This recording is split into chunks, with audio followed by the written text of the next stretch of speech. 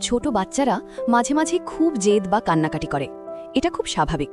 তবে রাগ না দেখিয়ে এই 6টি জাদুকরী উপায় সন্তানের জেদ সামলানো সম্ভব। 1.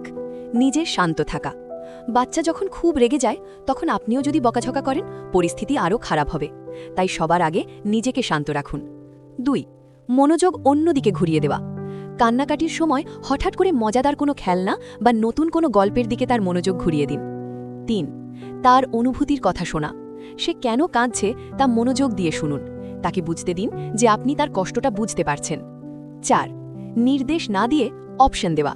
এটা করো বা ওটা করো না বলে তাকে দুটি কাজের মধ্যে যে কোনো একটি বেছে নেওয়ার সুযোগ দিন। এতে সে নিজের গুরুত্ব বুঝতে পারবে। 5. ছোট কাজের প্রশংসা করা। তার ছোট ছোট ভালো কাজের জন্য তাকে উৎসাহ দিন। প্রশংসা পেলে বাচ্চাদের জেদ অনেকটাই কমে যায়। 6. জড়িয়ে ধরে ভালোবাসা বোঝানো।